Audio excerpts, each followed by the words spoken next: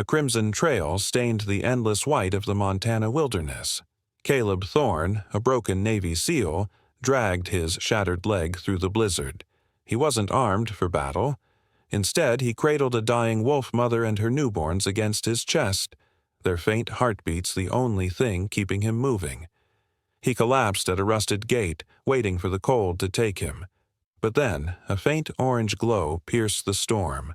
A lantern, and the heavy footsteps of a stranger who would change his destiny forever.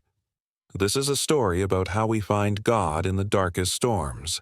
Before we begin, tell me, where are you watching from? Consciousness returned to Caleb Thorne not like a sunrise, but like a heavy iron door creaking open. The first thing that hit him wasn't pain, but smell. The acrid bite of coldest, the metallic tang of heated iron. The air was thick, dry, and impossibly warm, a stark contradiction to the frozen hell he had just crawled out of. He blinked his eyes open, the grit of the storm still clinging to his lashes. He was lying on a cot in a room that felt half home, half factory.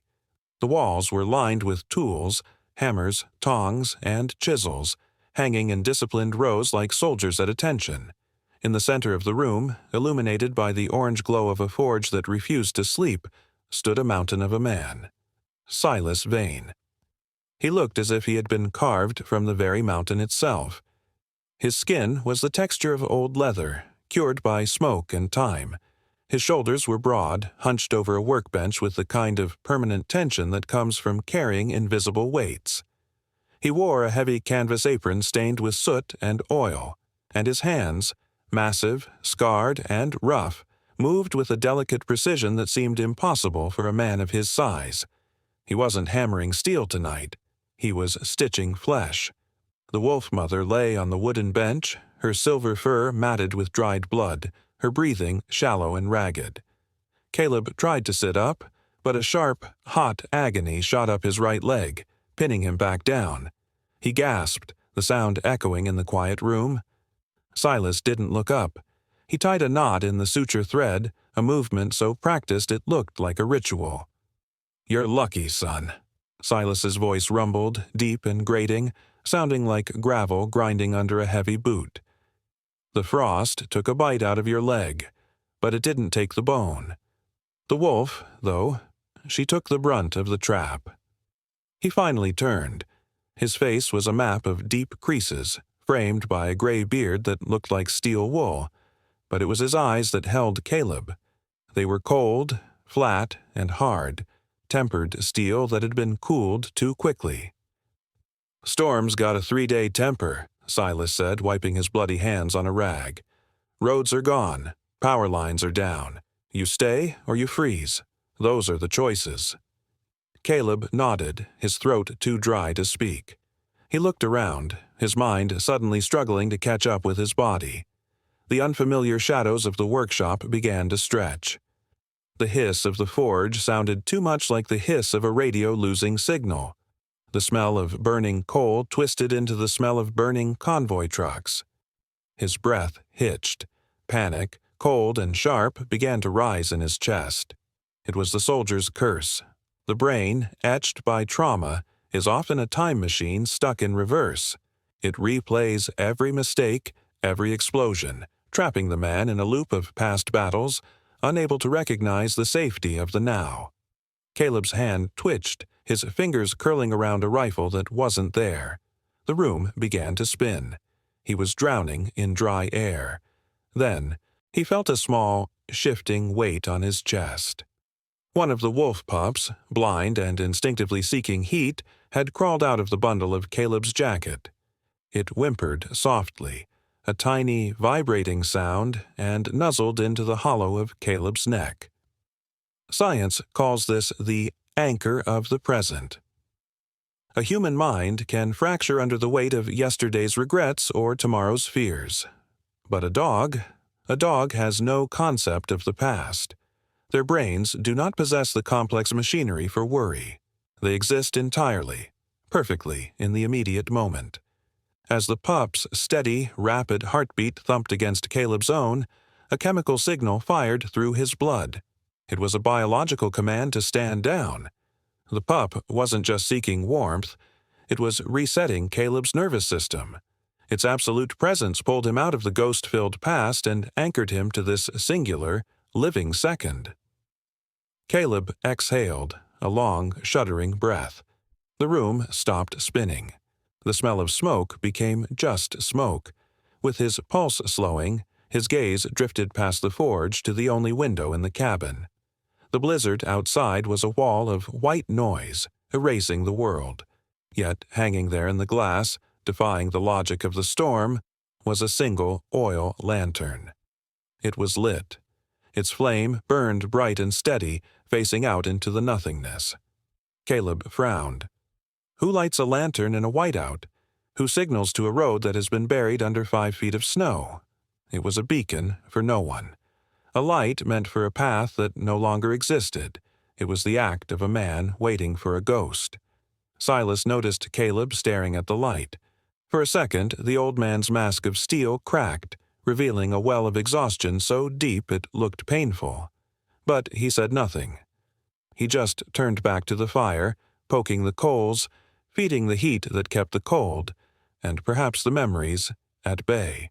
For 3 days, the mountain held its breath, buried under a white silence so heavy it felt like the rest of the world had simply ceased to exist.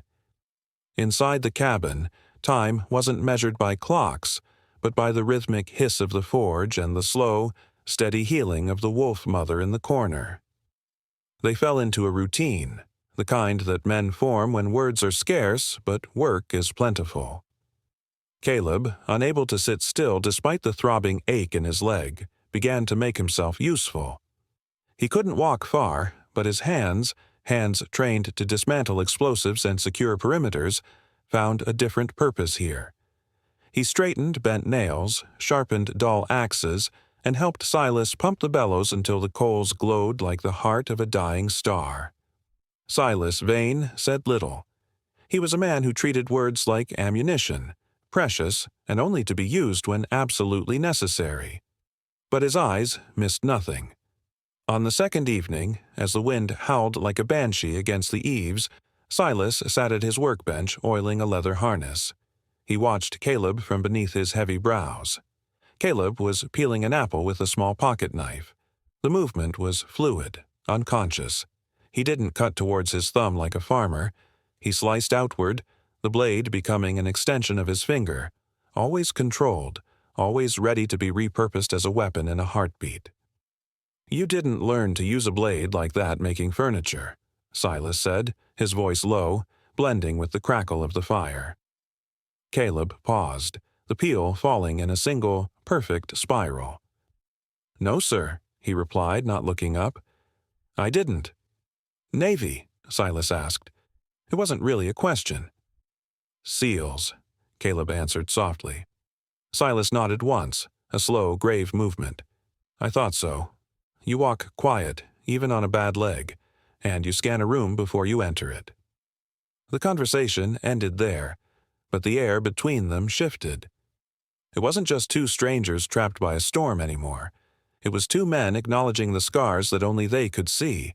But the cabin, for all its warmth, couldn't thaw the cold that lived inside Caleb's marrow. Silas noticed this too, not through what Caleb said, but through the things he didn't do. He noticed how Caleb never sat with his back to the door. Even when eating, the younger man positioned himself in the corner, his shoulders pressed against the logs, his steel-blue eyes constantly flicking toward the darkened window and the heavy wooden latch of the entrance. It was the hypervigilance of a prey animal that used to be a predator. And there was the hand. Later that night, as the fire dimmed to embers, Silas watched Caleb doze in the armchair.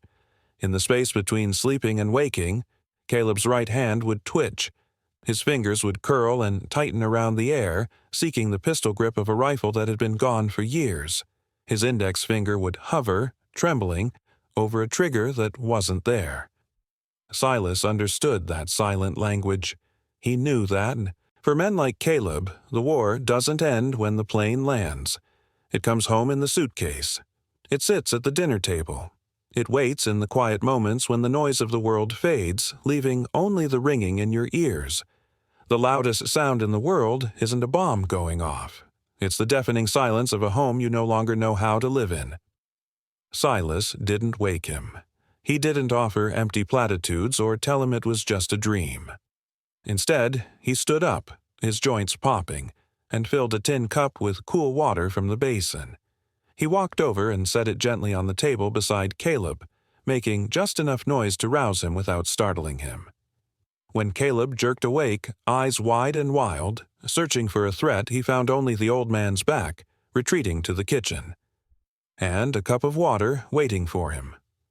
A simple, silent offering of peace.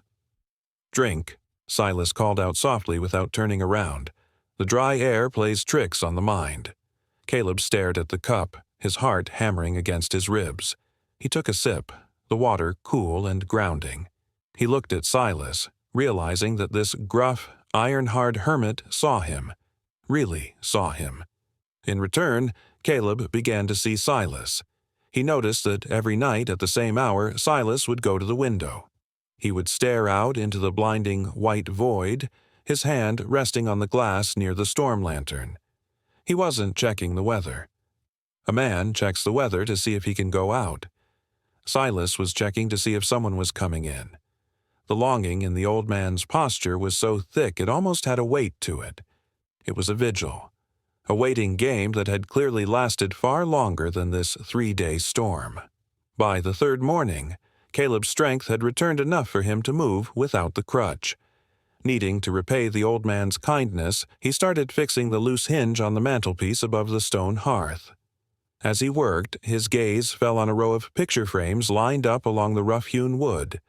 There were 3 of them, but they were all turned face down. Dust had gathered on the velvet backs of the frames. They hadn't been touched in a long time. It was a peculiar kind of grief, not the kind that erases the memory, but the kind that cannot bear to look it in the eye.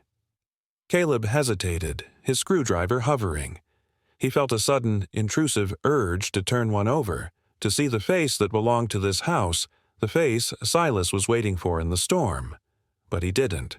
He tightened the screw, wiped the dust away with his sleeve, and stepped back. From the corner, the wolf mother, Shadow, lifted her head. Her golden eyes tracked Caleb, then shifted to Silas, who was coming in from the shed with an armful of wood. The beast let out a low, soft whine, not of pain, but of recognition. She knew, perhaps better than the humans did, that this pack was forming not out of blood, but out of broken pieces trying to hold each other together. The afternoon light was failing, surrendering early to the gray weight of the storm outside. Inside the storage room at the back of the cabin, the air was still and thick with dust motes dancing in the dim beams. It smelled of old paper, dry leather, and time standing still. Caleb moved a stack of rusted tools, his movement stiff but steady. He was looking for a tarp to patch a draft in the roof, trying to pay his rent in sweat since he had no money to offer. He shifted a heavy pile of canvas, revealing a wooden crate tucked deep in the corner. It wasn't like the others. It was cleaner, the wood polished by handling, the lid free of dust. Stenciled on the side in fading black military block letters was a name. Bede. Nathan Vane. The world stopped. The wind outside, the hiss of the forge in the other room, the thrum of his own blood. It all fell into a sudden, vacuum-like silence. Caleb stared at the letters until they blurred. His breath hitched in his throat, a sharp intake of air that tasted like ash. Nathan Vane. The name wasn't just a label on a box. It was a ghost Caleb had carried on his back for 5 years. It was the name of the kid from Montana who had joined his squad with a smile too wide for the desert heat. The kid who had volunteered for rear guard duty on a routine patrol that turned into an ambush. The kid Caleb had ordered to hold the line. The kid who never came back to the extraction point. Caleb's hand trembled as he reached out, his fingers hovering over the wood. He didn't need to open it to know what was inside. A folded flag, a purple heart, letters that were never sent, the debris of a life cut short. The realization hit him with the force of a physical blow.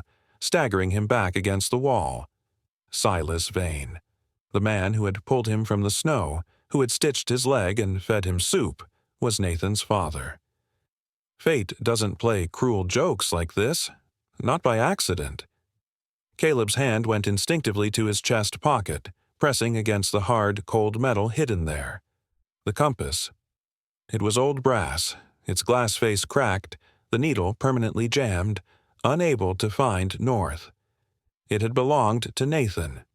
Caleb had found it in the rubble after the firefight, the only piece of the boy left to bring home. He had carried it across 3 states, intending to leave it on a doorstep, to return it anonymously because he was too cowardly to look a grieving father in the eye. Now he was eating at that father's table. The brass compass felt heavy against his ribs, burning through the fabric like a branding iron. The irony was suffocating. He was safe in the home of the man he had destroyed. He sank down onto a dusty crate, burying his face in his hands. The guilt he had been running from hadn't just caught up to him, it had trapped him. If he told Silas the truth, "I am the reason your son is in a box," the old man might kill him. And he would be right to do so.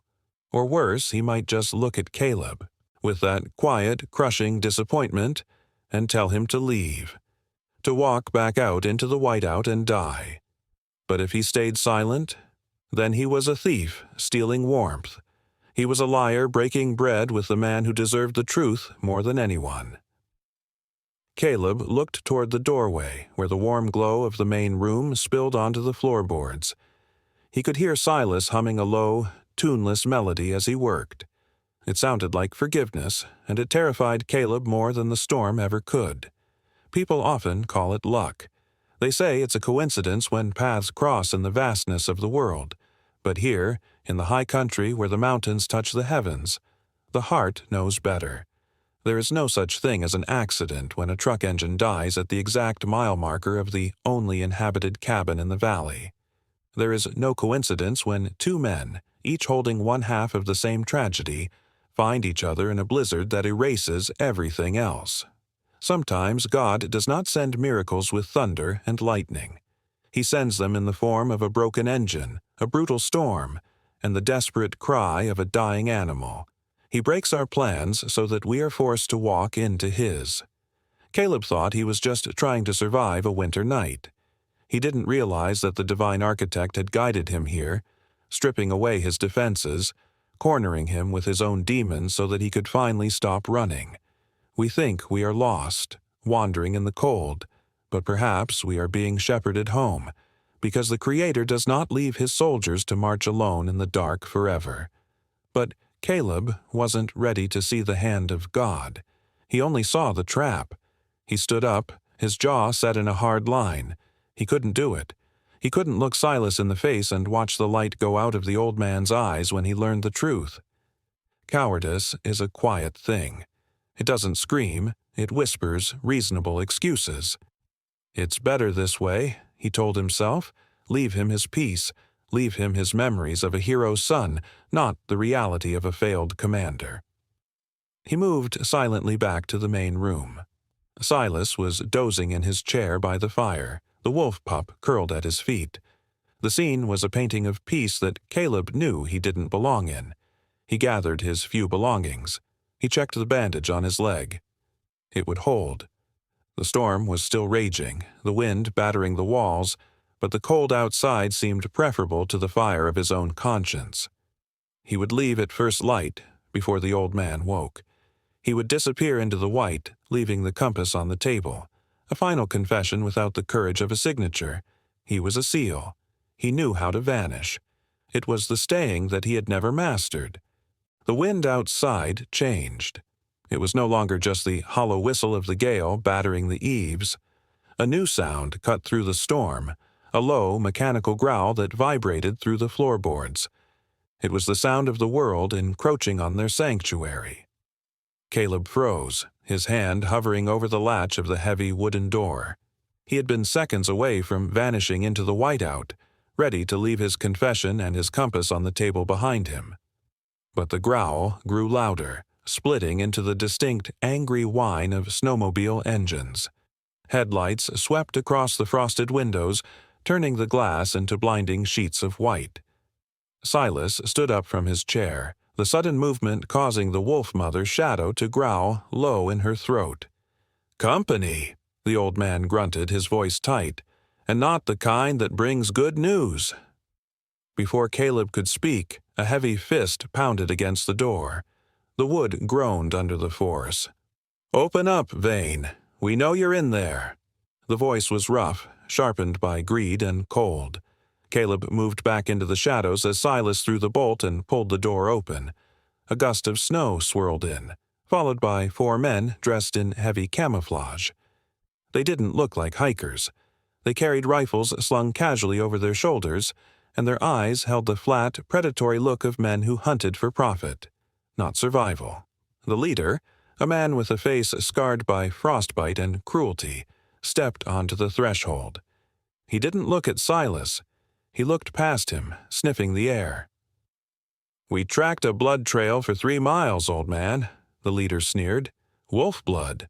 A hybrid, by the looks of the tracks. That pelt alone is worth a winter's wages. The pups, even more." Silas didn't blink. He stood in the doorway like an old oak tree that refused to bend. "There's nothing here but iron and dust. Get off my land." The poacher laughed, a dry, cracking sound. "Don't play hero. We can smell the beast. Hand them over, the mother, the pups, all of them." He racked the slide of his rifle, the metallic click echoing loudly in the small room. "Or maybe we just burn this tinderbox down and sift through the ashes for what we want." Silas's face darkened with a rage that had been simmering for years. He reached behind the doorframe, his gnarled hand closing around the stock of his old double-barreled shotgun. He was ready to die. He was ready to pull the trigger and end it all in a blaze of fire and blood, perhaps seeing it as a way to finally join the son he had lost. "You'll burn in hell before you touch this house," Silas growled, raising the weapon. But before his finger could find the trigger, a hand clamped down on the barrel. Firm. Unyielding. It was Caleb. He stepped out of the shadows, his blue eyes calm, devoid of the panic that had plagued him for days. He pushed the shotgun barrel down, gently but with a force that Silas couldn't resist. "No," Caleb said softly. "Not like this." Silas looked at him, confused by the sudden authority in the younger man's voice. "They'll kill them, son." "Not if we do this right," Caleb replied, his gaze fixed on the men outside. In that moment, something shifted inside Caleb Thorne. For years he had been running from what the doctors called PTSD, the flashbacks, the noise, the fear of death. But deep down, he knew it was something else. It was what the soul doctors called moral injury. It wasn't that he was afraid to die. It was the crushing shame that he had failed to keep his people alive. He believed he was broken because he had violated his own code, the protector who failed to protect. He looked at Silas, the father of the boy he had left behind, and then at the trembling wolf mother in the corner. This wasn't a firefight. This was a scale. On one side, the guilt of the past. On the other, the chance to balance the ledger. Caleb wasn't fighting because he hated the men outside. He wasn't fighting because he was a killer trained by the state. He was fighting because, for the first time since the ambush in the desert, he saw a way to be the shield he promised he would be. He wasn't doing this to save his own life. He was doing it as an act of atonement. He stepped past Silas, filling the doorway. He looked at the poacher, his posture relaxing into a terrifying stillness.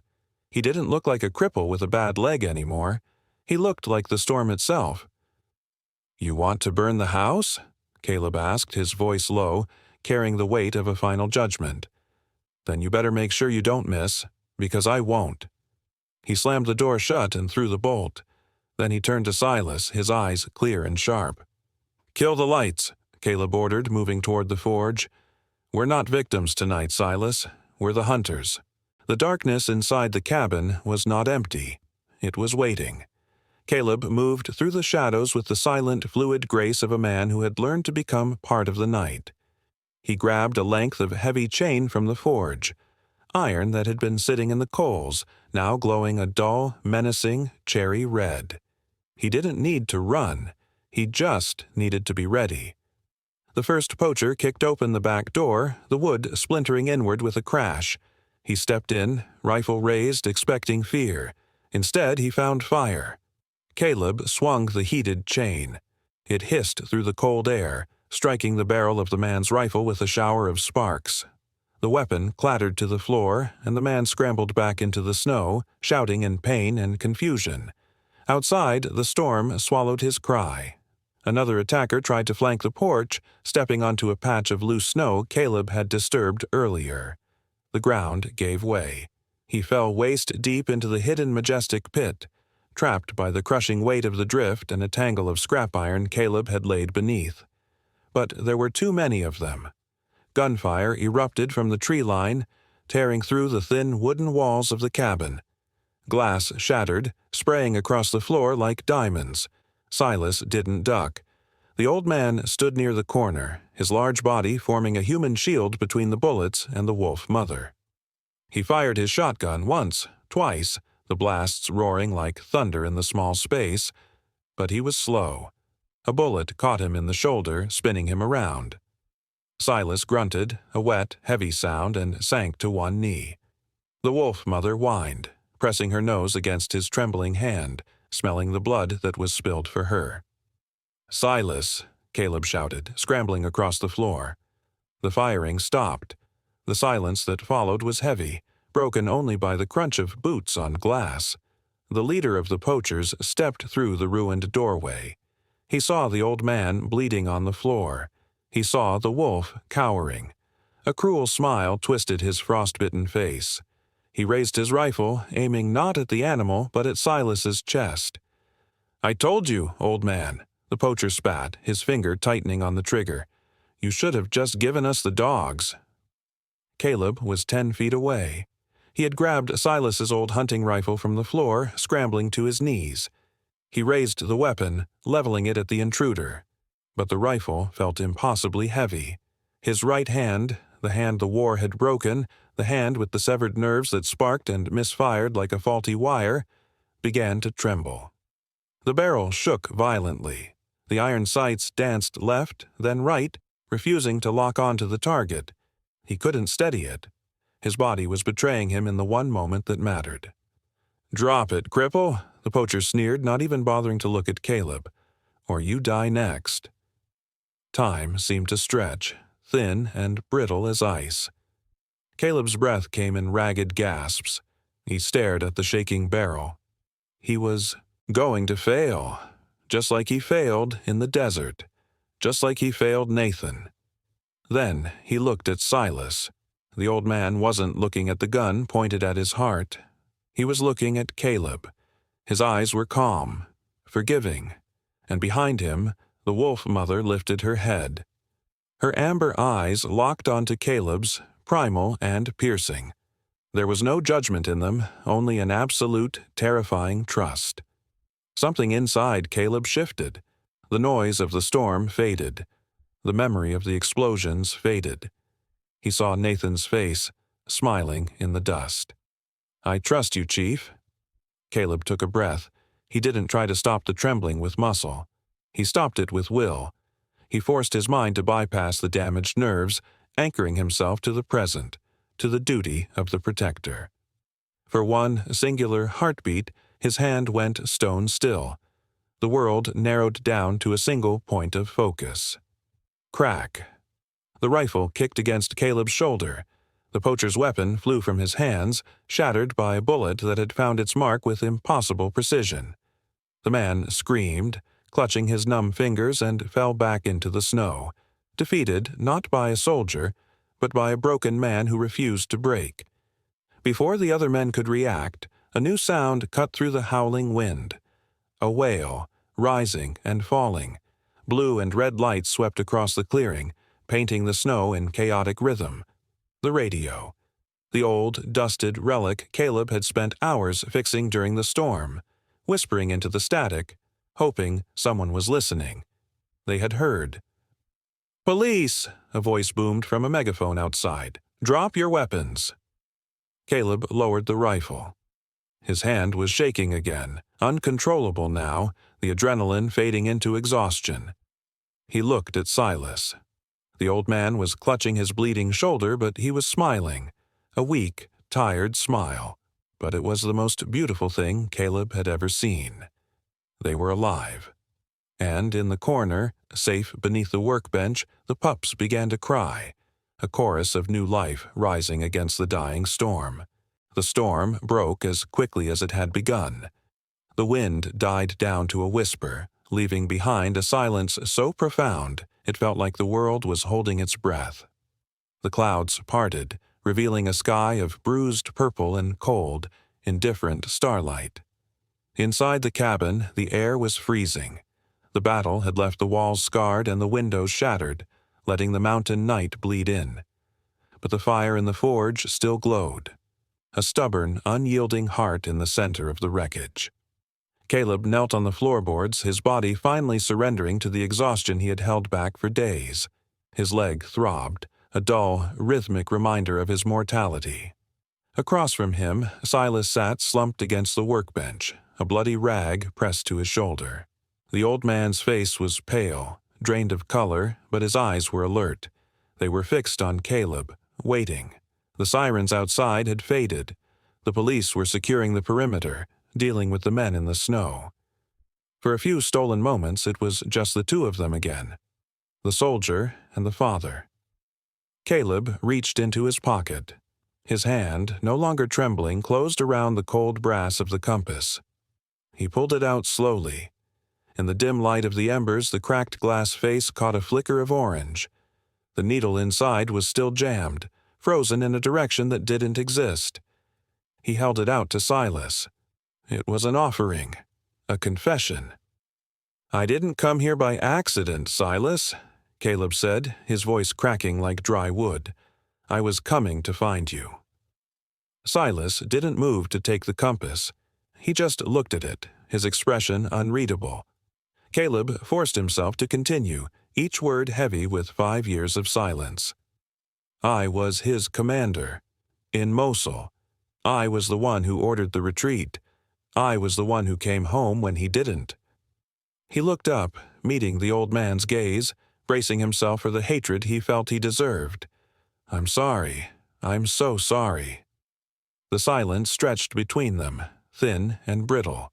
Caleb waited for the anger.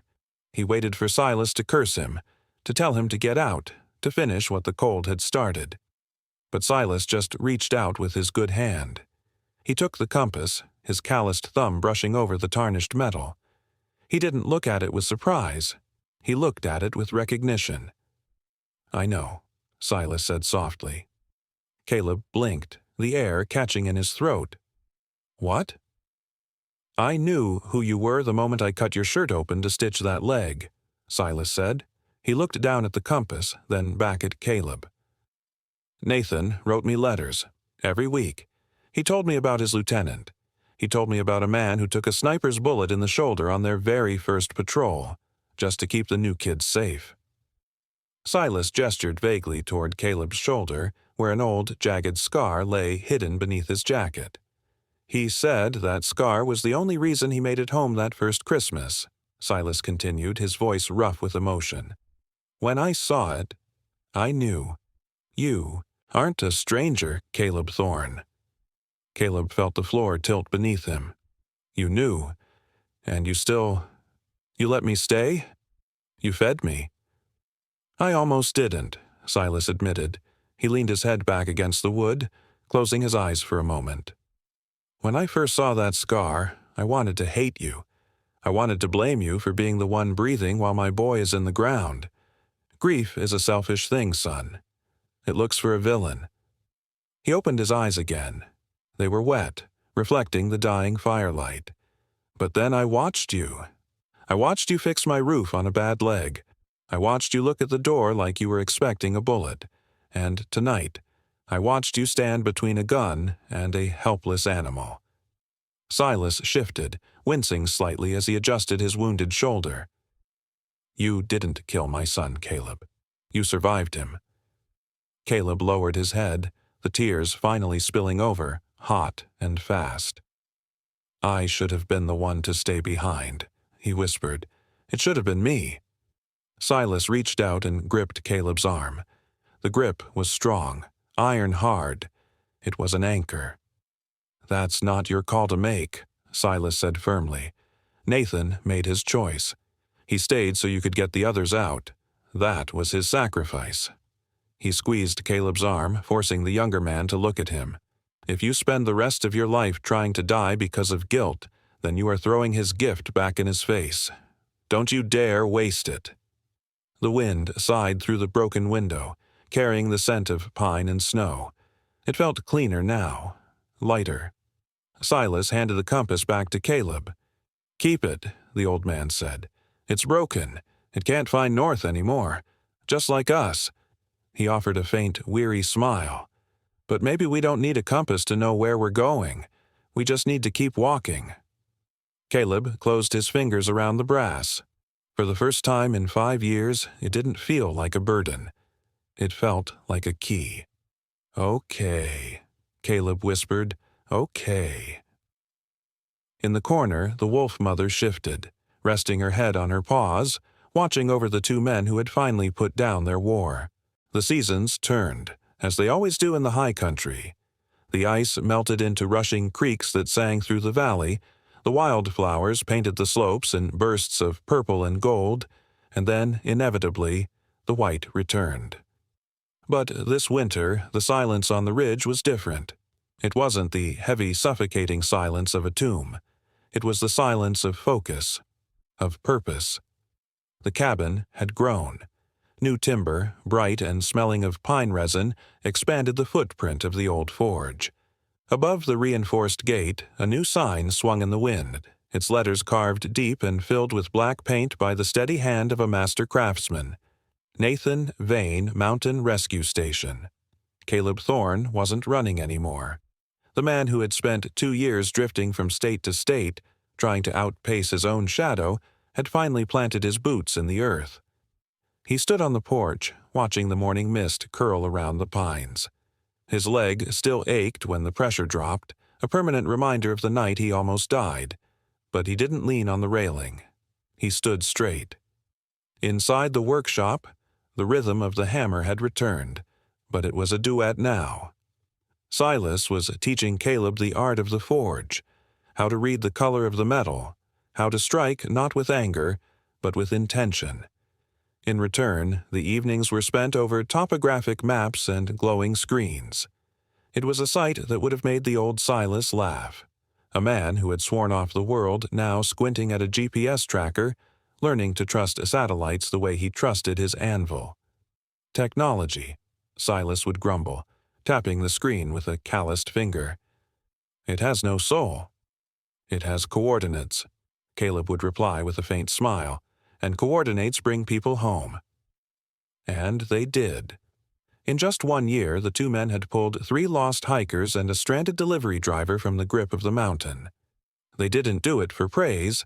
They did it because every life saved felt like a quiet payment toward a debt they both knew could never fully be cleared, but could perhaps be balanced. But the true heart of the station wasn't the men. It was the pack. The wolf pups that had been small enough to fit in a jacket pocket were now fully grown. They were magnificent creatures, lean, intelligent, and fierce. They moved through the deep snow like smoke, their golden eyes missing nothing. They weren't just pets, they were partners. Caleb had trained them with the same discipline he had once used to train soldiers, but he had tempered it with kindness. Shadow, the mother, still held her place by the fire, but her pups, now named Compass, North, and Atlas, patrolled the perimeter. They were the first to hear the wind change. They were the first to sense a storm. One evening, as the sun dipped below the peaks, painting the snow in shades of violet and bruised orange, Caleb watched the dogs playing in the yard. Compass was chasing a ball of ice, bounding with a joy that seemed to defy the harshness of the landscape. Silas stepped out onto the porch holding 2 steaming mugs of coffee. He no longer hung the storm lantern in the window. That vigil was over. The dead were not coming back. but the living had arrived. "They're good souls," Silas murmured, watching the dogs. Caleb nodded. "Better than us." "Maybe that's the point," Silas said. Caleb watched the animals, struck by a thought that felt less like an observation and more like a revelation. There's a saying that if you spell the word dog backwards, you find the name of the Creator. For a long time, Caleb had thought it was just a clever play on words. But looking at them now, seeing the way they moved, the way they loved without condition, he wondered if it was actually a divine hint. When a man is too broken to trust his own kind, when language fails and the heart is too scarred to let anyone in, perhaps God sends these silent messengers. Atlas, the largest of the pack, trotted over to the fence and pressed his nose against the wire, sniffing the wind. He didn't know about Mosul. He didn't know about the ambush or the orders that went wrong. He didn't care about the medals Caleb had thrown in a drawer or the guilt Silas had carried for 5 years. The dogs only knew the now. They didn't judge the past. They didn't fear the future. They simply offered a presence that was absolute. In their eyes, Caleb wasn't a failed commander. He was just the center of their world. In their loyalty, Silas wasn't a bitter hermit. He was the provider of warmth. They were the bridge. They were the soft, living mortar that had bound 2 shattered men back into a family. Caleb took the coffee from Silas, the warmth seeping into his gloves. "I used to think I saved them that night," he said quietly, his breath clouding in the cold air. Silas took a sip, his eyes crinkling at the corners. "We all like to tell ourselves pretty stories, son." "Yeah," Caleb replied, looking at the pack running free under the vast, indifferent sky. "But the truth is, they saved us. They were the only ones who knew the way home all along." The sun vanished, and the first star appeared. It hung directly above the station, bright and steady. It wasn't a lantern lit for a ghost. It was a guide for anyone still out there in the dark, looking for a place where the fire was warm and the door was finally open. On the rough-hewn mantelpiece, bathed in the amber glow of the hearth, sits a small object of brass and glass. It is the old compass, but it is no longer broken. A thin line of silver solder runs across its casing, a scar that holds it together, applied by the steady hand of a father who learned that some things must break before they can be made whole. It rests beside a photograph of a young soldier smiling in the desert sun. Nathan Vane, forever young, watching over the 2 men who finally found their way back to him. The journey wasn't easy. It required navigating a wilderness colder than any winter snow. But looking at the peace that now fills this cabin, one truth becomes clear. Sometimes we are forced to lose our way. We are forced to walk until our boots are worn and our spirits are crushed, to endure storms that strip us down to our very souls. And we do it all just to realize one thing. Home is not a coordinate on a map. It is not made of wood and stone. Home is the place where your wounds are understood and where your silence is not mistaken for emptiness. Maybe it wasn't a mechanical failure that stopped Caleb's truck that night.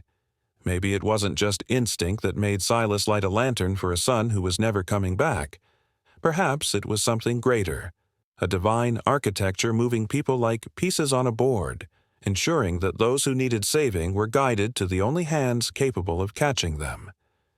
If this story touched your heart, if you believe that there are no accidents in this life and that every meeting is an appointment by grace, please share this video. Let it be a lantern for someone else out there in the dark. And tonight, may you find your own North Star, and may you never have to walk through the winter alone. God bless you.